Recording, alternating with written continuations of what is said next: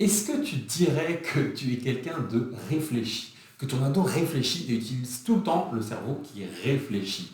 Je vais te proposer un petit test. Je vais te présenter le test qui est juste derrière moi et l'objectif, ça va être que tu dises la réponse qui te vient instantanément, la réponse la plus rapide qui te vient automatiquement, la première idée qui te vient par la tête de manière automatique. Okay, entre guillemets, sans réfléchir, qu'est-ce qui te vient naturellement comme réponse qui te semble logique. Ok?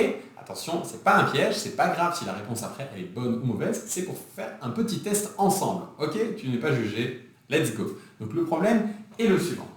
Il y a une balle plus une raquette qui ensemble ça vaut 11 euros. Okay?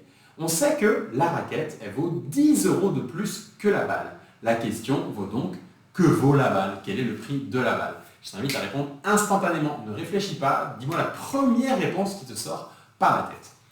Et en fait, la majorité des gens, eh bien, quand on leur pose cette question-là, qu'est-ce qu'ils vont dire? Et c'est peut-être ce que tu as dit, ils vont dire, la balle coûte 1 euro. Oui, au total, c'est 11 euros, et si la raquette vaut 10 euros de plus que la balle, c'est que la balle, elle vaut 1 euro, et la raquette en vaut 10.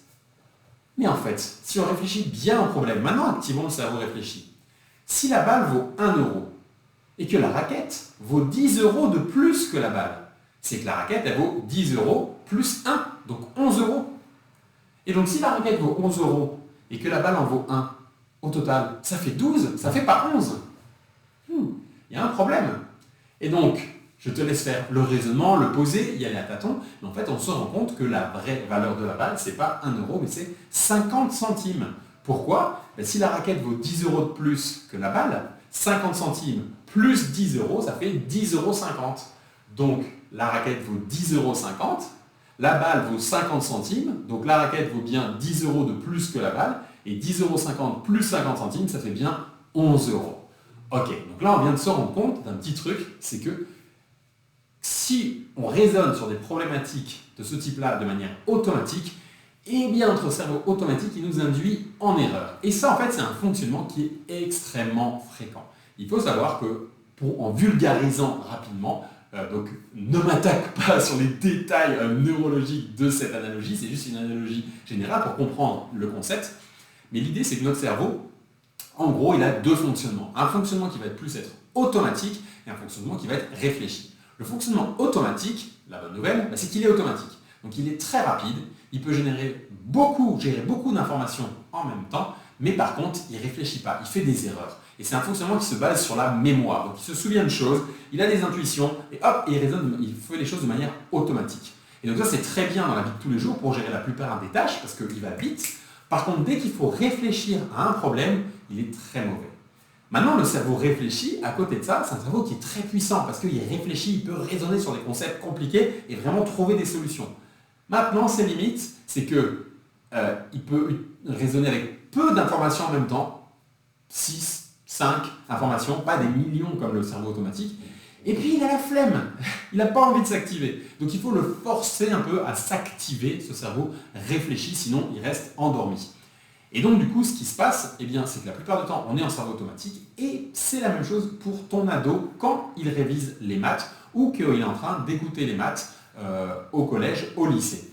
Il est en mode automatique. Et du coup, il ne prend pas le temps de se poser, prendre un peu de distance et vraiment activer le cerveau réfléchi.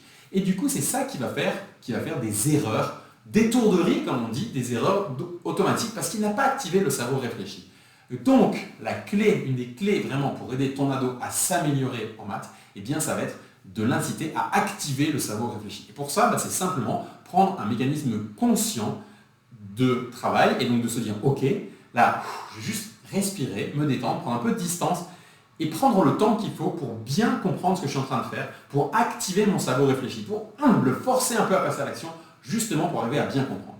La bonne nouvelle, c'est quoi? C'est que plus on va activer comme ça son cerveau réfléchi sur un même concept, sur un même chapitre en maths par exemple, au bout d'un moment, on l'a activé tellement de fois que ça va rentrer dans la partie mémoire et qu'il va passer la main au cerveau automatique. Et donc la bonne nouvelle, c'est qu'on pourra avoir la puissance du cerveau automatique qui résonne de manière automatique pour résoudre les problèmes, mais avec la véracité du cerveau réfléchi. Donc on va être en mode automatique, rapide, mais avec des bonnes réponses. Et ça, c'est la clé fondamentale qui permet vraiment aux élèves de remonter fortement leurs notes, comme c'est notre cas au Didax Center. On a des élèves qui vont aller dépasser les 16, les 17, les 18 de moyenne pour certains, alors qu'ils partaient de 4 sur 20, donc ils font des vrais bons dans leurs notes, parce que petit à petit, ils arrivent à comprendre ce mécanisme-là. On les incite sur ce chemin-là pour qu'à force d'activer ce cerveau réfléchi, et bien, au bout d'un moment, ça passe dans le cerveau automatique et qu'ils aient un cerveau automatique qui soit rapide, puissant et qui résonne proprement. C'est ça la clé.